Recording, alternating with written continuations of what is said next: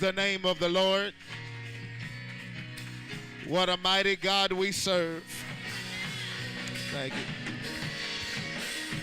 Yeah. Somebody ought to reach up and get it right now.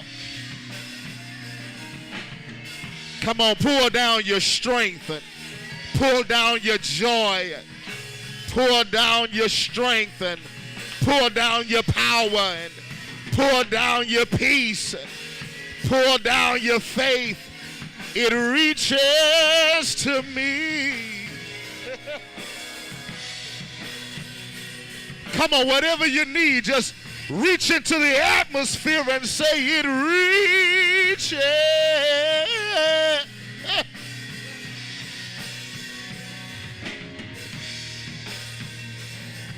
Reaches to me. Hey. Reaches to me. I think that's my favorite part of the song when it says it reaches to me. That means it doesn't matter where you are. It doesn't matter how low you are or how far gone you are. His blood will find you right where you are. If you're low, if you're depressed, his peace and his joy will find you right where you are. You ain't even got to be in the comfort of a sanctuary. But anybody in here know that God will reach you in your bedroom and he'll reach you in the kitchen? And anybody ever been driving in your car and all of a sudden tears of joy just started streaming down your face? You ought to high five 3 people and tell them it'll reach you where you are. It'll reach you where you are. It'll reach you right where you are. It'll reach you on your job around low-down heathenistic co-workers. It'll reach you right there in your home when your family is in disarray. When you look at your bank account and it don't look like what you need it to look like. Anybody know his favor will reach you right there in the grocery store when you're swiping your debit card. It reaches. Hallelujah. Hug somebody on your way to your seat. Tell them I'm glad to see you. Glad you at church today. Hallelujah.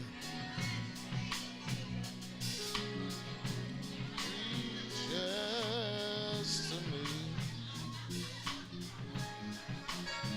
Reaches.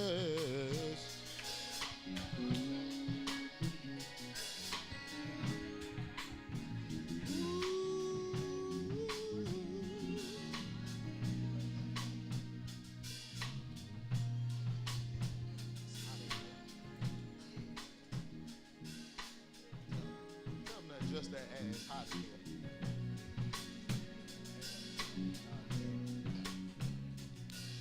Amos chapter 9. Amos chapter 9.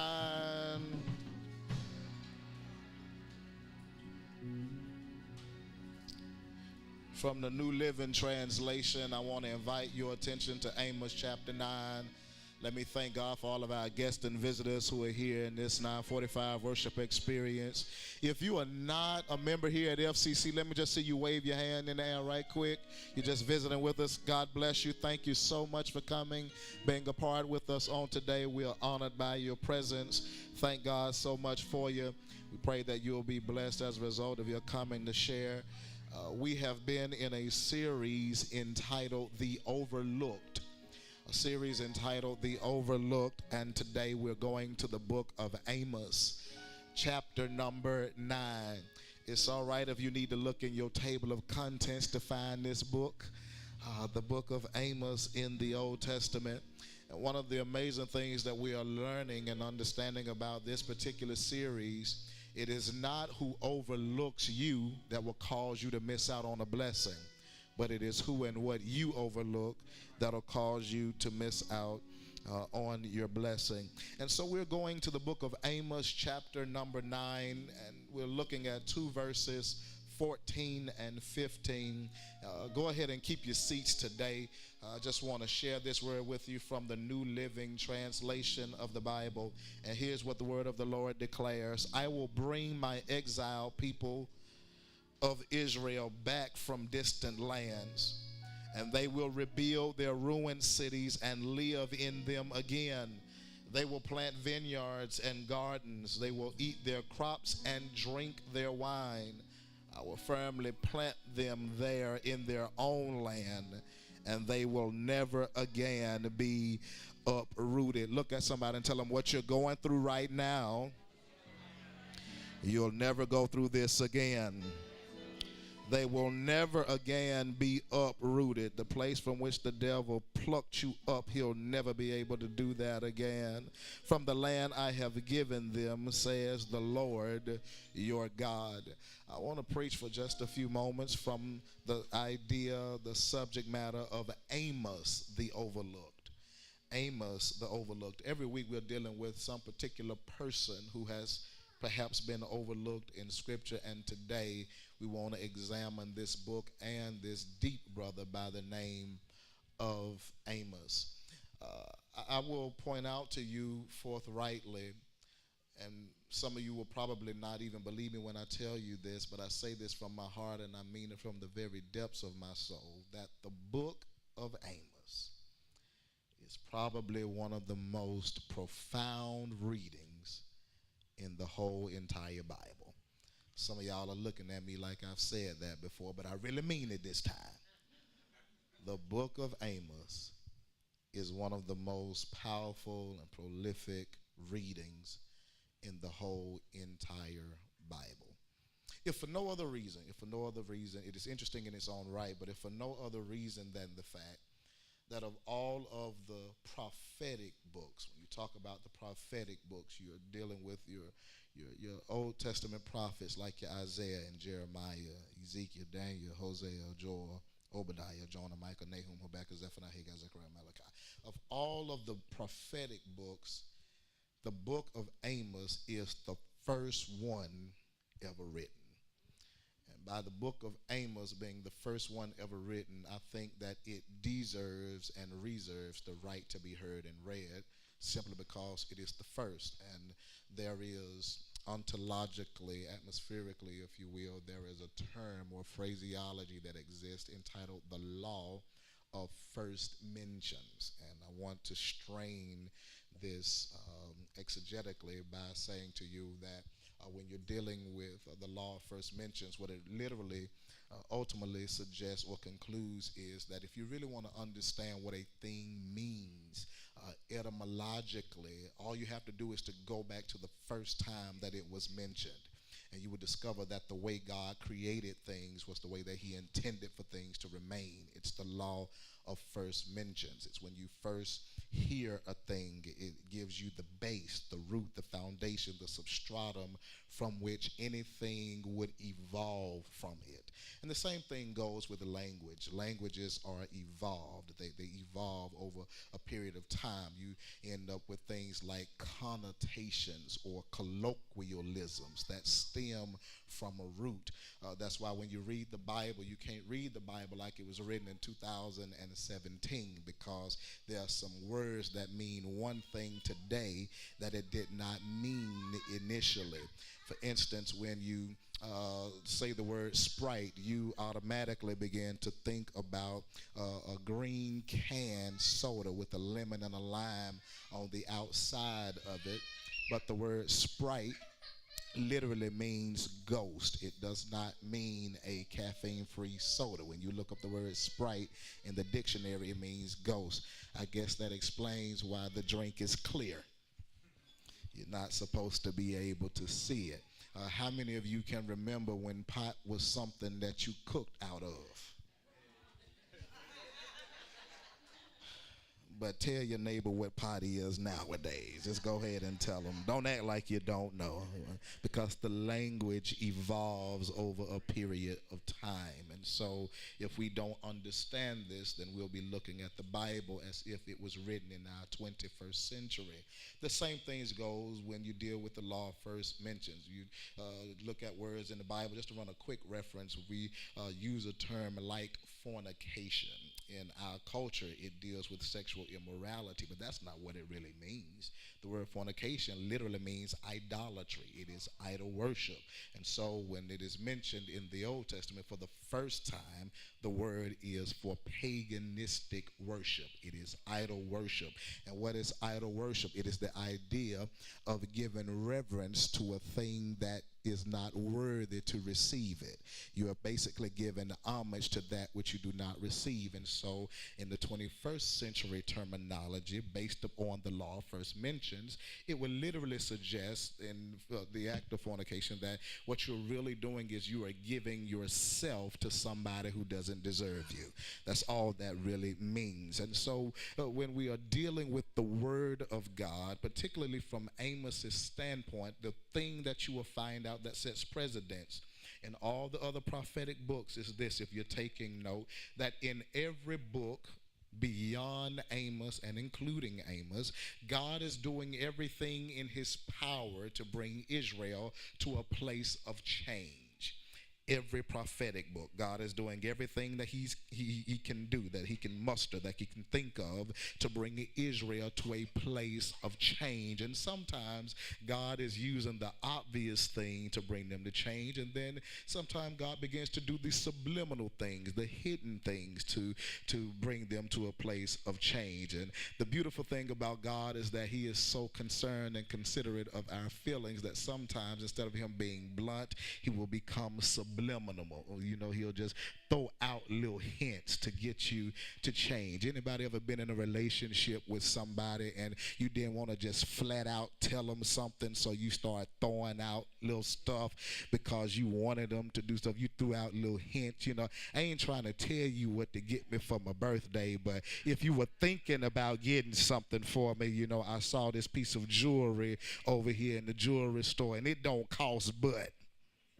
You understand? You know, I mean, if you were just thinking about it, I sure would be nice to have another pair of J's all black if you could find some. You understand? I mean, just subliminal messages. And then when they did not get or receive the subliminal message, then God would just give it to them straight up. He would just tell them, look, if y'all don't get it together, I'm going to burn this whole joint down. I mean, I've been trying not to say it like that, but since you acting like you don't understand my quiet messages, let me just give it to you for real, because God is doing everything he can in his power to bring Israel to a place of change. And it is here that I learned and discovered that God is a wise God. He is an all-wise God. What makes you say that he is all-wise, or what makes you say that any person is wise? Here it is. You need to get this in your spirit if you don't get it in your notes. What determines how wise you are is your ability to come up with several different solutions to one problem. God, I feel like preaching.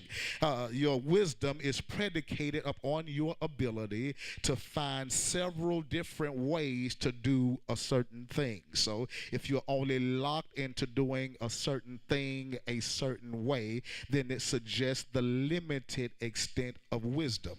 But what makes God so wise is that when he tried to get you one way and it didn't work, he had another option to come at you another way. And somebody in this room, God used up a whole lot of wisdom on you, because the first time he tried, he didn't get you. And the second time he came at you another way and you still didn't get it. And then the third time he came and he still didn't get you. Somebody, it took God 873 ways to come at you before you finally came to Jesus as you was, wearied, wounded, and sad. You ain't gonna say amen because you don't want nobody else to know.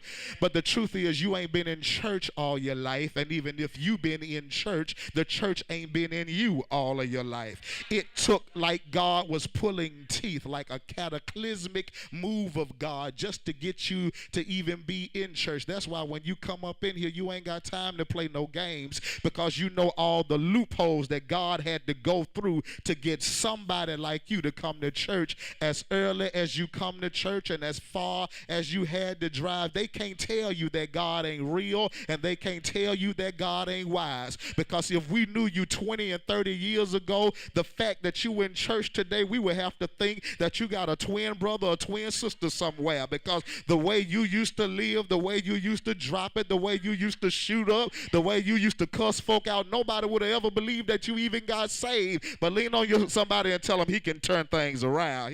He can change. I'm a living witness. I am the evidence. I am the proof that if God can save me, he can save anybody. I feel like I'm going to shout all by myself in this place today. So God is doing everything in his power to bring Israel to a place of change, and he sets precedents in his book, and it happens in every other prophetic instance. But here's the part about Amos's life that we cannot overlook, that has been so far, so long overlooked, and it is this. If you read chapter 1 and verse number 1, you ain't even got to read very far into the book, you will discover that Amos was a shepherd. He was a shepherd, and he was a fruit picker from a place called Tekoa. Watch this. And this is what he was when God called him. All right, y'all don't know when to shout, so that's why I'm here. Okay, he was a shepherd. He was also a fruit picker, but this is what he was when God called him into prophetic ministry. I'm going to say it one more time. All right, he was a shepherd. He was out there tending sheep. He was shoveling up sheep mess. You understand? He was fighting off lions and tigers and bears that would come to try to take over the flock. All right? He was that, and he was also a fruit picker. But this is what he was when God called him. All right, here's the part that we've been overlooking. Watch this. We think that God uses people who have already had some hands-on practice. But let me tell you how deep God is. God is so deep, and God is so funny that he will find you in one element and call you into a whole new element that you ain't got no understanding of. God is so funny that, watch this, he has the ability in one moment to change your whole title. Oh, God, here it is, all right? He's a shepherd. He's a fruit picker, which means this. He don't know nothing about preaching. He don't know nothing about being a prophet. Through what school did he matriculate? We don't know. What kind of formal education did he receive? He didn't have one. Well, who his pastor is? We don't know. All we know is he was outside tending the sheep, and he was picking fruit, and all of a sudden, here it is, out of nowhere, God just chose him and called him, which leads me to say this. Here is how you know you are anointed. Is when you do what you do and you succeed at what you do. But watch this, can't nobody else take the credit for your success.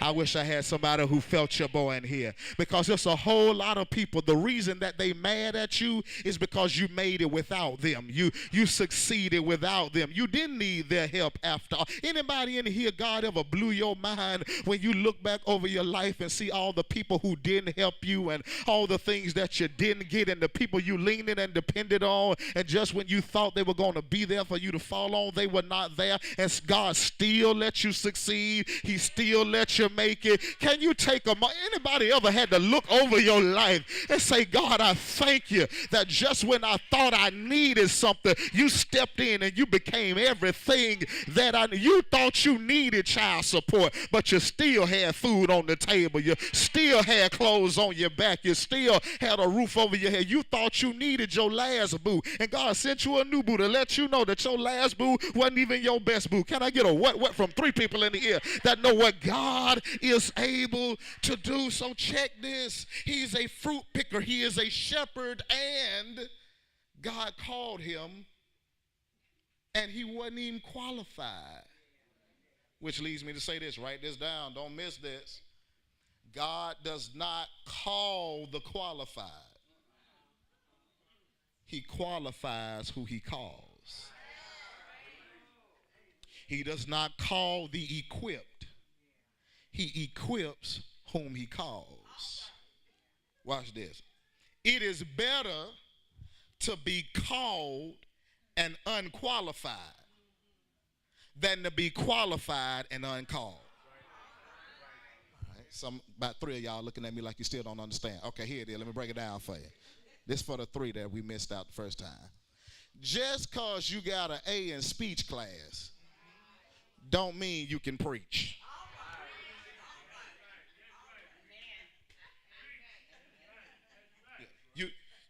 You might be qualified as an intellectual. You know, your subjects agree with your verbs. You have a command for the English language. You know all the parts of speech. You know what a gerund is. You understand prepositional phrases. You know the difference between a noun and a pronoun, a verb and an adverb. You understand what an adjective is, what a conjunction is, dangling participles. You got all of that stuff down pat. Can't nobody outspeak you when it comes to eloquence. But just because you have a command for the English language does not mean you have been called. The calling comes without repentance, and it oftentimes comes without the earthly qualification. Watch this. Why does God do this? So that you will know it had to be God. Oh, God, I want to speak this prophetically into the atmosphere. I believe that your next blessing, God going to have to give it to you. Oh, God, your next blessing, the reason God going to have to give it to you is because he don't want nobody else taking credit for your process. He don't want you have to try to figure out how many thank you letters to write and how many people to call and appreciate the next blessing. I want God to do it for me. I don't know how you feel about it because people are fickle and funny and strange, man. They'll bless you and never let you forget about it. You remember that time? You remember that time? You understand? You don't you remember that time? You know, you do stuff for folk and they want to act like they forget it. And they're like, man, that was 22 years ago. You understand? And you think that one blessing gonna last somebody for the rest of their life? I would rather depend on somebody who can bless me every day rather than somebody who blessed me a long time ago and want to remind me of the little $5 that they gave back then. The devil is a liar. Watch this. He blesses him, calls him, and here is the significance of his call. Just bag me on a corner, y'all. Trip me out. Don't miss this. This is the overlooked aspect of his life. This is where he differs from all the other prophets. Check it. He is born, he is prophetically situated in Judah. All right, get this. This is just history lesson. Israel, after King Solomon, split into 2 kingdoms. The northern kingdom and the southern kingdom. All right, the north is Israel. The southern part is Judah. I think you got about 10 in the top, 2 in the south. All right, so Amos is in Judah, southern part. Israel is north. He is a prophet in Judah, but he preaches not only in Judah, but he preaches to Israel.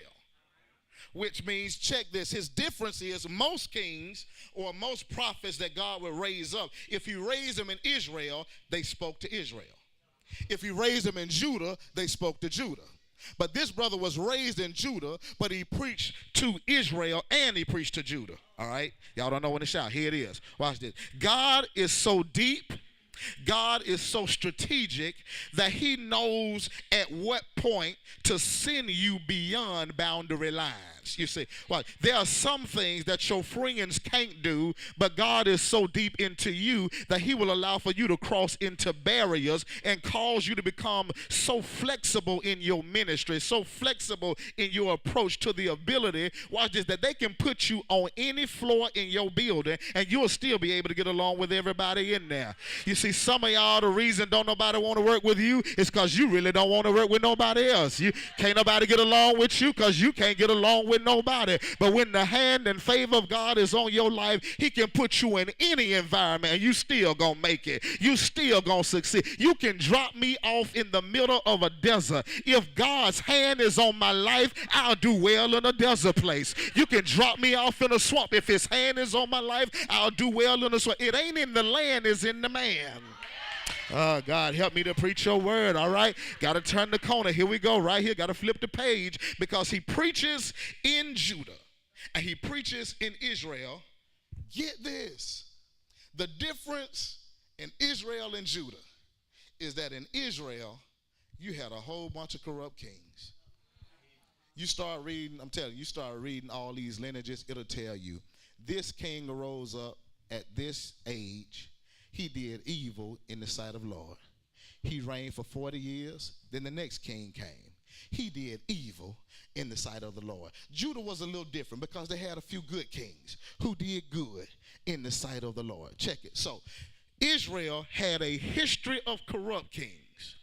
Judah had some pretty good ones.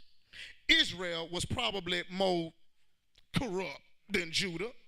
Judah was a little better than Israel. But he preached in both places, check it, and he was preaching the same stuff. Y'all don't know when to shout, so let me help you. The same word that he preached to a corrupt system is the same word he preached to a pretty decent system. Why is that? Because what God needed them to understand is that the word wasn't just for all these evil folks.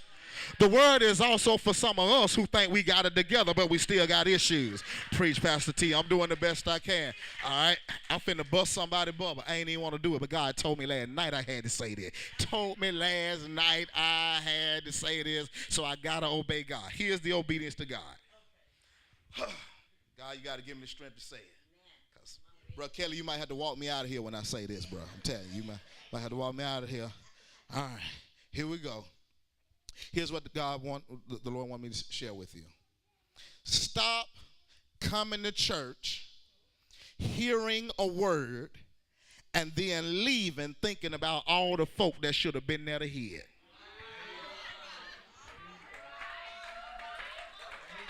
I said that in Hoover on Highway 150. What? We are masters at coming to church, hearing the word, thinking about everybody else who should have heard that word. Here's what God wanted me to tell you. That word was for you. It wasn't for your cousin. It wasn't for your sister. It wasn't for your niece. It wasn't for your child. It wasn't for your grandbaby. Look at your neighbor and tell them the word was for you. Every word you heard, the word was for you. You see, because check it, it ain't just worldly folk living crazy. It's some church folk.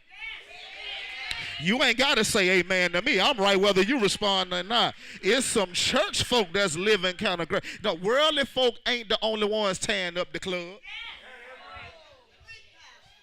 Church members go to clubs. You ain't got to say amen. I don't care. No, man. Man, look, church, worldly folk ain't the only ones out here cussing folks out.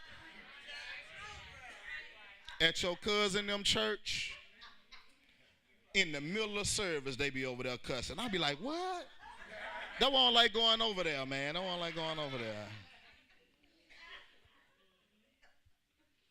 Can I keep 100 with you? Worldly folk ain't the only ones shacking.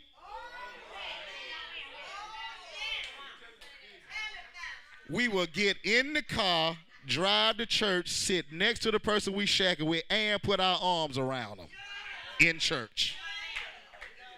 It ain't just. Look at somebody, tell them, you need this word too. You need that. That word for you. That word for you. That word for you. Because it ain't just worldly folk packing. Holy Ghost people packing. I'm in here with you. It ain't just worldly folk out here lying. It's some lying folk at church. It ain't just treacherous people in the world. It's treachery in church. I'm talking about, well, come to church, shout, cut your throat, and go home and go to sleep. It ain't just for Israel. It's for Judah.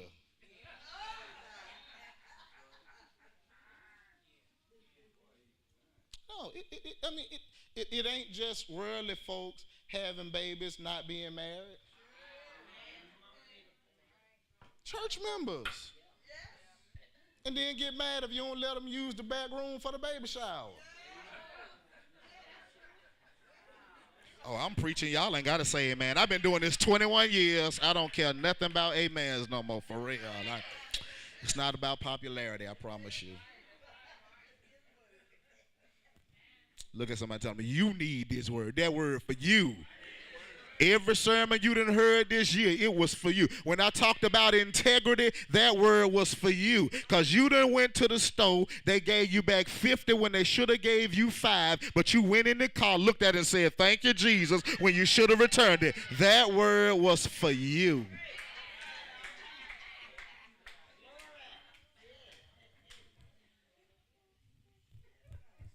When we talked about being spiritual, that word was for you. Because you natural and you carnal a whole lot of times, and you don't even consider the things of the Spirit. That word was for you. So while you sitting up there looking at your sister because she didn't have a child, my sister ain't doing nothing with this child. If I was the mama, when the truth of the matter is, you cussed in front of your baby.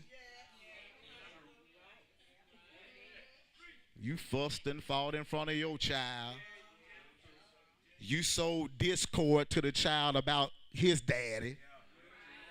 You said some stuff to your baby about the mama, turning them against each other. You know, some days you were tired when the child wanted to be in there. You sent them into the other room and wasn't watching them. Y'all ain't talking to me. Look at somebody, tell them that word for you.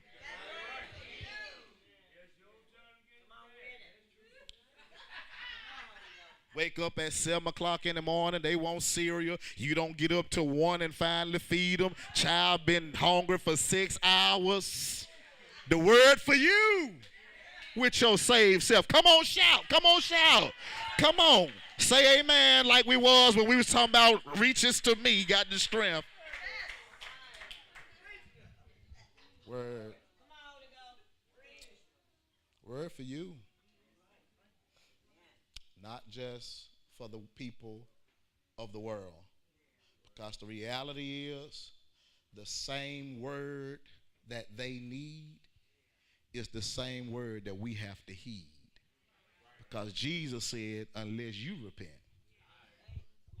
you shall all likewise perish. That's why I got to say this in this place, and I hope you go to your cousin in them church and say this too when they invite you to be the guest speaker. I hope you say this to them, that we got to stop acting like it's a different set of rules for different people. You see, what's wrong for me to do is wrong for you to do. Yeah. So if you don't want to see me out here cussing out nobody, I don't want to ride down your street see you acting crazy neither. You don't want to see me up in no club just tearing it up, drinking. Guess what? I don't want to ride by and see you in there. Talk to me when you get to church. It ain't no separate set of rules. What he preached in Israel, he preached the same thing in Judah to let everybody know that everybody needs this word. Now get this and I'm done. I'm going to turn the corner right here. I'm finna raise up. What does he preach? What does he say?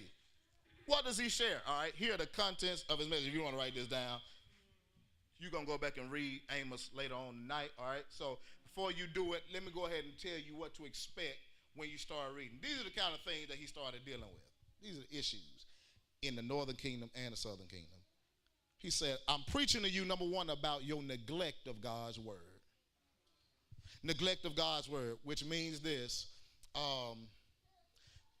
People have not accepted God's word as final authority. Can I tell you people that you will never be able to help? The kind of folk you will never be able to help. I don't care how deep you are. I don't care how smart you are. You can be fine. You can't help nobody. People who do not accept God's word as final authority. No church will ever succeed if they don't accept God's word as the final authority. As long as it's how we think and how we feel, it'll never work. Because most of the ways we feel ain't even in the book. Preach, Pastor White. I am. He said, your neglect of God's word. Because check this, during the time that he writes, during the time of his ministry, Israel is doing this word. Get it in your spirit. They are prospering. Chicken in every pot. They got peanut butter and jelly. They have a car in every garage. They have collard greens with cornbread and hot sauce, eating it with their hands. Prosperity. They eat bologna because they want to, not because they have to. They are prospering. And sometimes the worst thing that can happen to people is they turn around and get blessed. But the problem is when they get blessed, they get the big head when they get blessed and forget where the blessings came from. And so I am convinced, and I said this before, and somebody didn't like when I said it, but I'll say it as long as God tells me to say it. Sometimes what God does not need to do is bless us. Because when we get blessed, just be honest, how many folk you know, they prayed more when they were broke. But as soon as they got a little money in their pocket, they got $5 that they ain't got to spend, and all of a sudden they think they balling and shot calling, and they don't need God no more. I'm talking about all the folk that as long as they were by themselves, single for real, they were coming to church. They did everything. Soon as the door was open, they was right there. Soon as they got booed up, you see them 4 times a year now. And they want to come in, and when things ain't right, they sit up there looking, things just ain't going so well in my life. Oh, no, yo, boo gone. That's all that is. And God sometimes want to get you closer to him, so he have to remove you from some of them. Y'all ain't got to say amen to me, but sometimes he'll remove you from some stuff. I have seen people that have said they don't come to church no more because they work so much. I got too many hours, and Sunday is my only day. And so if I didn't have so much going on, then I could probably do more in church. Then they mess around and lose their job, and they still don't come. Oh, it ain't got nothing to do with the time you ain't had. You were just neglecting God's word. Preach, Pastor White. I'm doing the best that I can. But here's the word that he wanted them to know in both parts. If we don't change the way we walk, if we don't change the way we talk, if we don't live a life that's pleasing to our King, the same reservations that God has for the people in the world, you're going to have to deal with your share of them as well. As a matter of fact, the more anointed you are, the less stuff God will let you get away with. Who am I preaching to in this room? That's why some of y'all got some friends and they did some stuff and got away with it, but the first time you did it, a heavy cloud of conviction came over you, because God won't let you be anointed and let you live like everybody else live and allow you to feel like everybody else feel.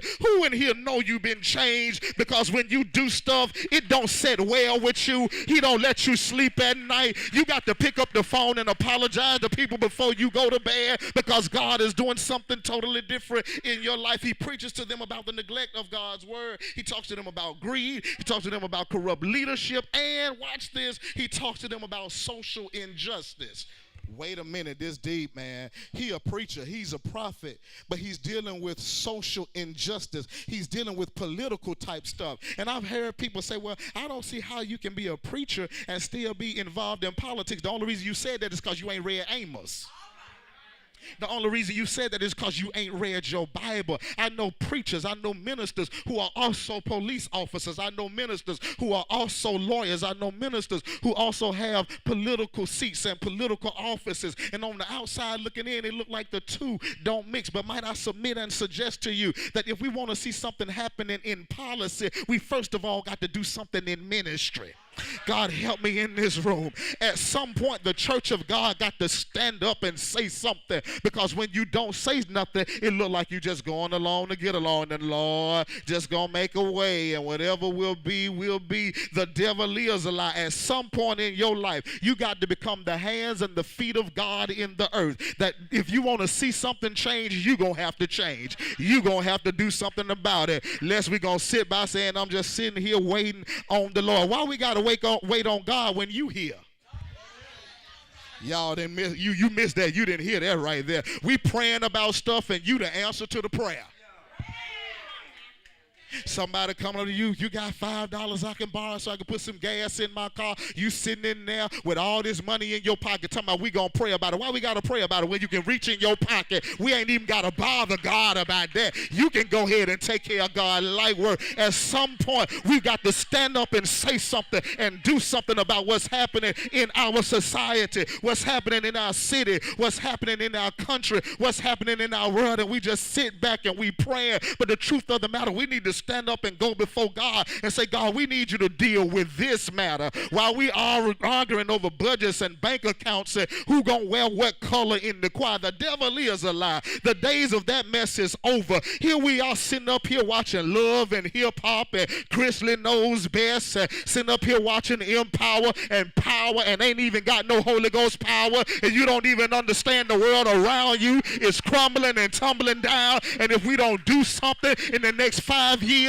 your children ain't gonna have no good school to go to because you sit back and ain't saying nothing. So everybody trying to go over the mountain but can't get in there because they ain't got the right zone for it. Some got to be said. Help me, God.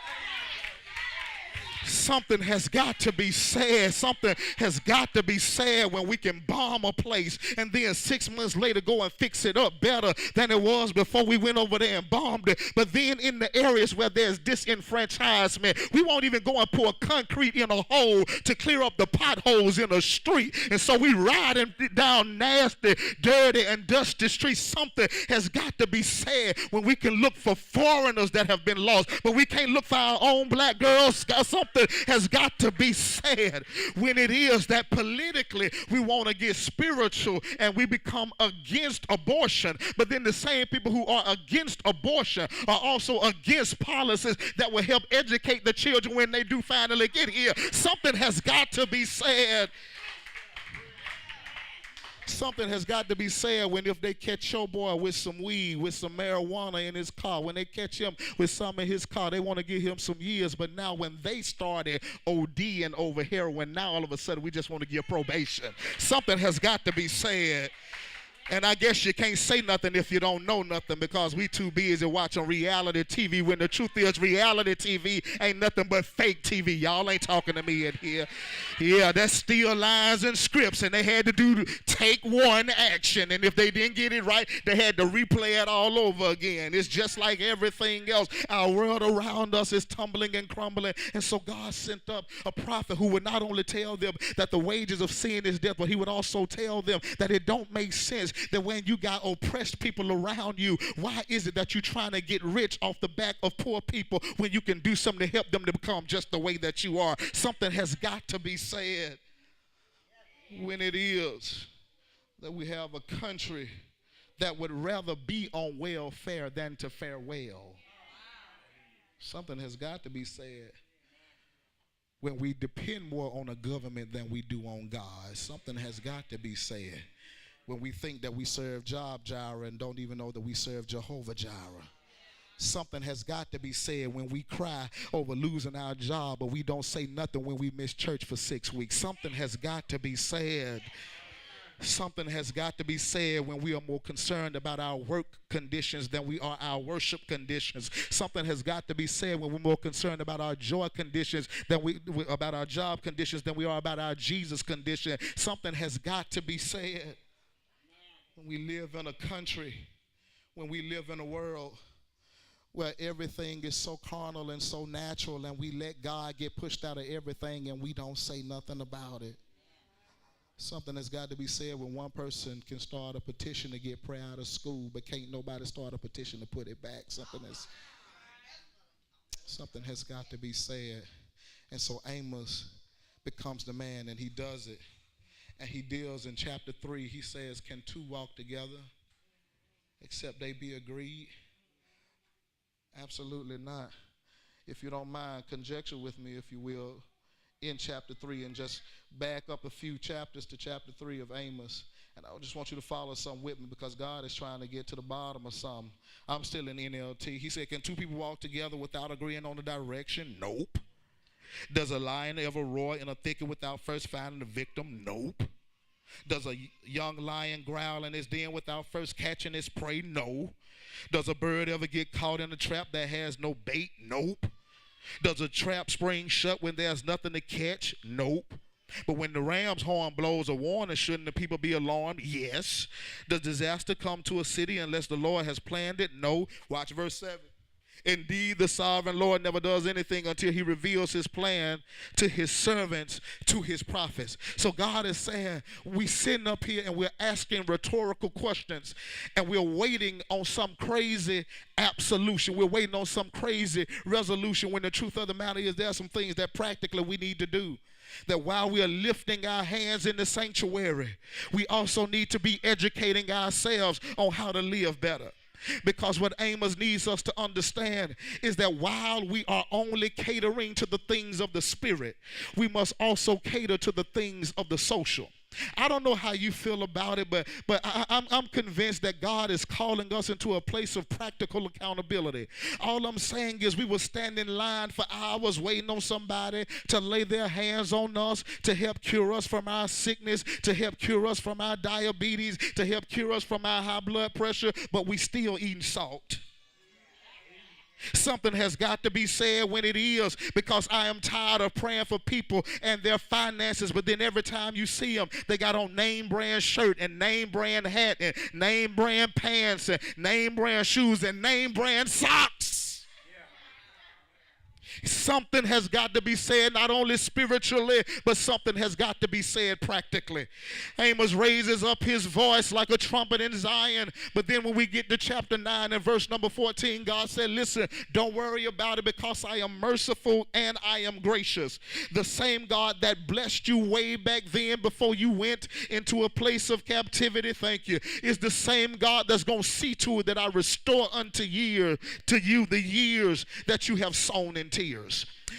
God sent me here to finally tell somebody in this room, and you got to get this, that this is not a beat you up sermon, but it is a pick you up sermon. The reason it is a pick you up sermon is because, first of all, before you get picked up, you got to understand you've been dropped off. You'll never want to go higher if you don't understand you've been let down lower. And somebody in this room, the reason you know God getting ready to elevate you is because you finally come to the reality that you were sinking deep in sin, and that you were far from the peaceful shore. And he's come a long way in my life, but let me keep it 100 with you. He's still working on me. I still got a long way to go. Can you shake your neighbor's hand and tell him I ain't all together yet? Don't let the smooth taste fool you. I know I look pretty good this morning, but I didn't make it this far by myself. I had to have a Jesus on my side. I had to have somebody looking beyond my faults and seeing all of my needs. There have been some times in my life where I was scared and I needed him to hold my hand. Lord, hold my hand. While I was on this tedious journey, I want Jesus to walk with me. I know some of y'all looking like you made it this far because you've been educated and because of your social status, and you got a few degrees on the wall, but it's a few of us in here that understand that if we got all that, it's because God had to give it to us. It was God. If it wasn't for him touching you, keeping you, clothing you in your right mind, every time you had a test, you would have had a brain freeze. But can you thank God that even though you had all this fragility around you, his strength and his power reached beyond your feeble and fragile mind, touched you from the crown of your hair to the sole of your feet, and empowered you to do all the things that you're doing. Grandmama said, if there's everything that happened to me that was good, lean on somebody and tell them who did it. Yeah. From the house I live in to the car I drive, God had to do it. From the money in my pocket, God had to do it. For every time that my joy was gone, but he replenished it, God had to do it. You ought to shake your neighbor's hand around you and say, neighbor, I got what I got because of Jesus. I know what I know because of Jesus. I'm going where I'm going because of Jesus. I live like I live because of Jesus. I walk like I walk because of Jesus. I talk like I talk because of Jesus. In fact, every time I turn around, he keep on making ways for me. Is there anybody here can praise God? Because he didn't have to do it, but I'm so glad that he did. Millions didn't make it, but I was one of the ones who did. When I look back over my life, I think things over. I can truly say that I've been blessed. I got a testimony through many dangers, toils, and snares. I've already come. It was His grace that brought me this far. His grace is gonna lead me on. If you ain't too mean, if you ain't too hot, slip your arms around your neighbor's shoulder and say, neighbor, I gotta keep it real with you. If it had not been for the Lord who was on my side, you wouldn't be looking at me. You wouldn't be seeing me. That's the reason I got to praise Him. When I was down, He lifted me. When I was empty, He filled my cup. He picked me up, turned me around, placed my feet on solid ground. And as good as God has been to me, I can't afford not to praise His name. Is there anybody in here can pray God? I'm so glad I don't look like what I've been through. Yeah. Oh, I'm so glad I don't look like all the things that I've been through. Yeah, my Lord. Shake your neighbor.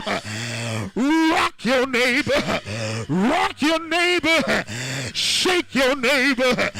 And say, neighbor. Neighbor. You don't know like I know what the Lord has done for me, but I'll keep it short and sweet. He brought me. That's all I got for you. He brought me. Hey.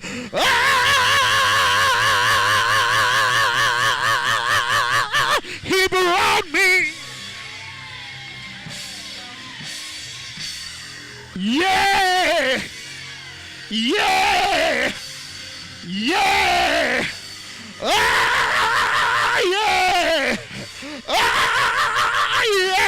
Yeah.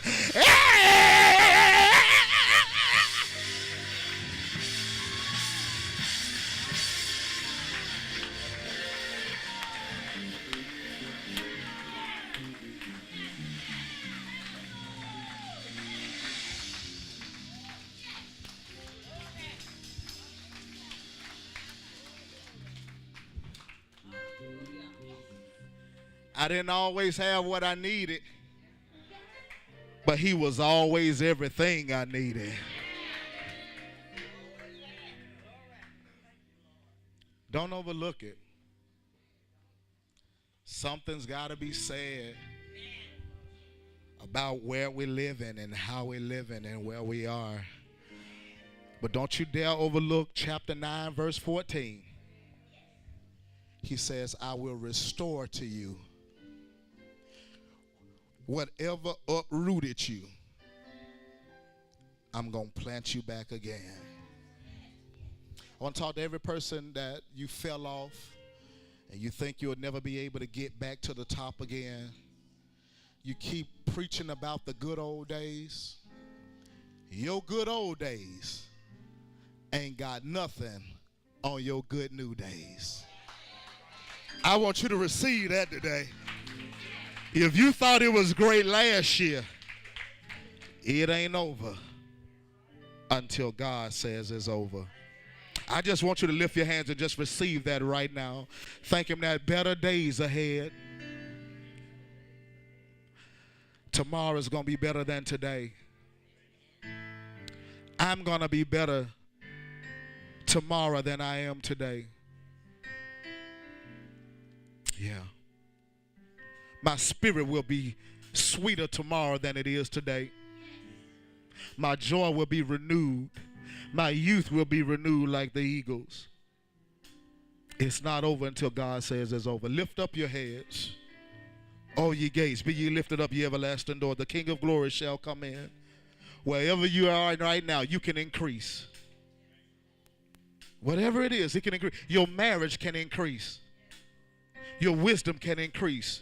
Your salary can increase. Your credit score can increase. Whatever's got you bound, your health can increase.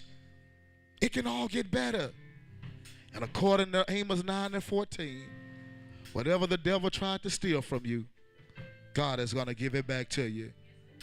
So just receive it. Go ahead and worship him. Put it in the atmosphere right now and just thank him. Just thank him. Come on, thank him before you see it. Appreciate him before you see it, because it's going to get better.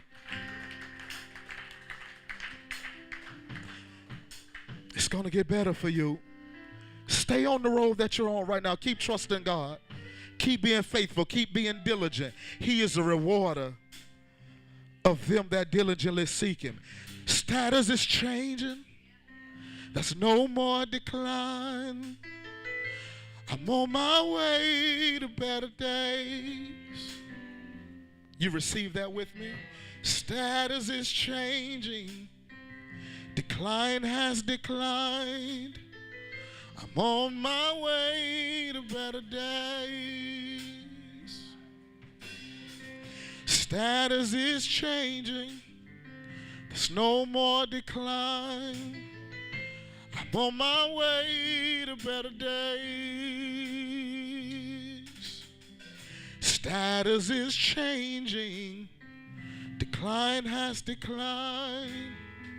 I'm on my way to better days. I'm on my way. On my way. I'm on my way to better days. I'm on my way. On my way. I'm on my way to better days. I'm on my way. I'm on my way.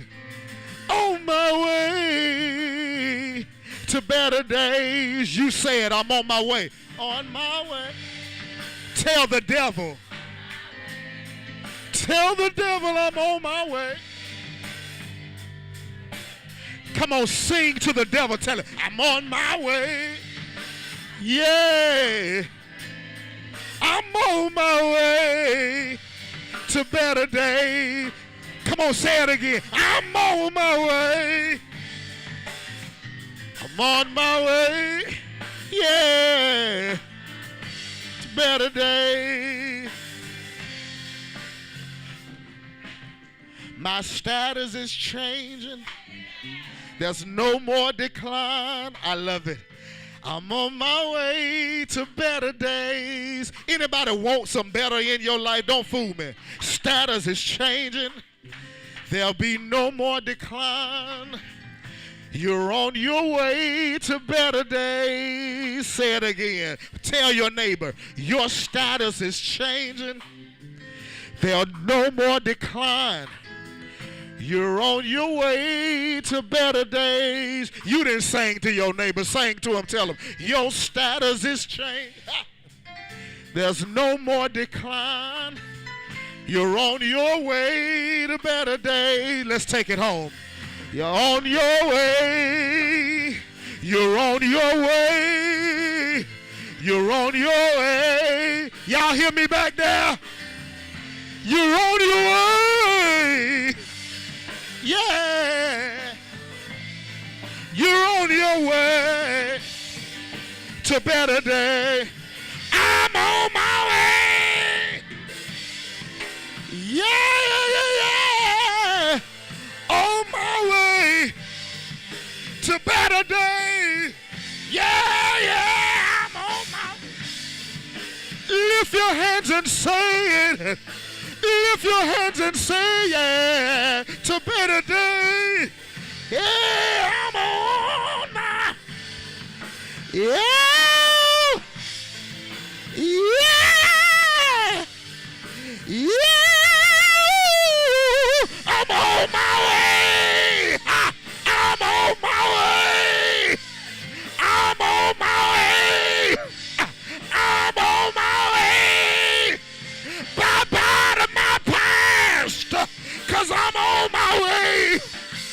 Future's looking better, yeah. Future's looking better, yeah. Future's looking better, yeah. Future's looking better. Future's looking better. On my way. On my way. Yeah. Yeah. To better days. One time. I'm on my way. I'm on my way. Come on, let him hear you. To better days. On my way. On my way. I'm on my way. To better days. Status has changed. No more decline. We're on our way to better days. Our status has changed. No more decline. We're on our way to better days.